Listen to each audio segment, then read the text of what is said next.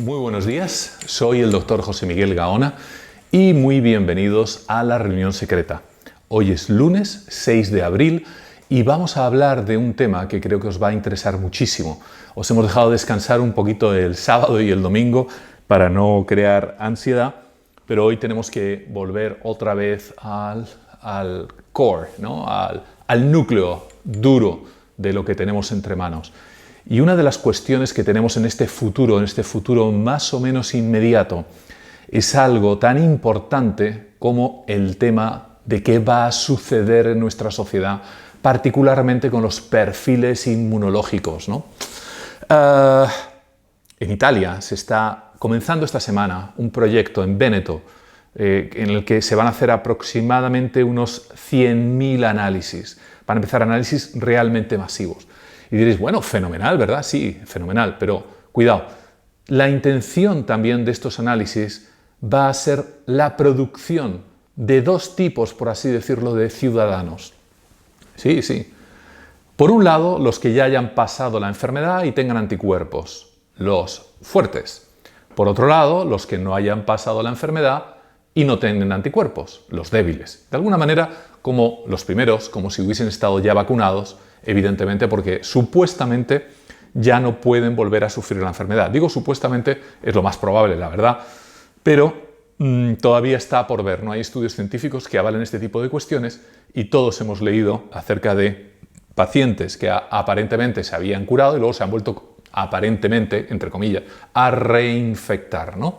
Por otro lado, tampoco podemos olvidar que existirán diversas cepas que irán mutando, como ocurre con la gripe. La vacuna de la gripe hay que irla cambiando cada año, evidentemente, según la cepa. Pero vamos al meollo de la cuestión. Este tipo de análisis va a producir ciudadanos de primera y ciudadanos de segunda. Va a producir en un momento dado una fractura entre débiles y fuertes. Y esto va a tener consecuencias tangibles, no solamente éticas. Vamos a ver, ¿qué va a pasar con los trabajos? ¿Van a dejar llevar a los niños de los débiles frente a los fuertes, las familias me refiero, al colegio? ¿O los van a mantener recluidos? ¿Qué va a suceder? En Véneto, por ejemplo, se habla literalmente de llevar una licencia o una especie de pasaporte en el que se diga que la persona ya lo ha superado. Entonces, no quiero imaginar con la picaresca italiana, bueno, o latina, lo que puede suceder con estos pasaportes, ¿no? Los dejo a vuestra imaginación, que seguro ya lo habéis pensado. Por este motivo, justamente, ya algunos en Italia, algunos, pocos, es verdad, pero han sugerido que quizá la implantación, sí, lo que estáis pensando, la implantación de un chip podría solucionar esto. Es decir, entramos ya en una dinámica realmente propia de las películas de ciencia ficción, o mejor dicho, de las películas de pesadilla de ciencia ficción. No solamente esto, sino que ya hay algunos científicos, en Italia particularmente, y en algunos otros sitios del mundo, que están de alguna manera empujando también a que no solamente se sepa la inmunidad, sino el perfil genético. ¿Por qué? Porque el genoma, nuestra biblioteca genética, donde tenemos toda nuestra información, también evidentemente facilita o dificulta el que podamos padecer la enfermedad. Por ejemplo, dentro de los ACEs o los ECAs, que es una serie de enzimas relacionadas con la angiotensina, esto tiene que ver con la inmunidad. Bueno, pues por ejemplo, ahí os presento una tabla en la que podéis ver en un extremo a japoneses, en otro italianos, en cuanto a la presencia de este tipo de enzimas, por ejemplo, ¿no? Esto crea evidentemente debates muy controvertidos. En el caso de Italia, por ejemplo, tiene una hegemonía genética bastante importante. Pero, ¿qué vamos a hacer con aquellos grupos que a lo mejor no muestren dicha hegemonía? Ya sé que me diréis, uy, qué exagerado es. Sí, sí. Os recuerdo que también éramos exagerados hace un mes por decir que lo que iba a suceder ahora, o hace tan solo 15 días por decir que iban a existir 300.000 contagiados en Estados Unidos y nos tacharon de alarmistas o con las mascarillas o tal y cual. Es decir, hay gente que lo está hablando ya, no son imaginaciones nuestras, ¿no? Gente de los entornos y de los círculos científicos. Esta discriminación entre fuertes y débiles evidentemente puede tener un problema práctico también.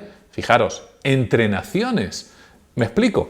En Alemania han tomado muchas más precauciones que en Italia por lo menos inicialmente. Han reducido los casos, aunque ese es otro tema también para discutir mucho por el tema de los análisis, las estadísticas y toda la historia. Pero bueno, vamos a dejar en un país tan turístico como el nuestro a que lleguen, por ejemplo, hordas, literalmente, perdonadme la expresión, de personas de otros países. En España recibimos millones, decenas de millones de turistas, o recibíamos, no sé cómo decirlo ahora mismo, de millones de turistas.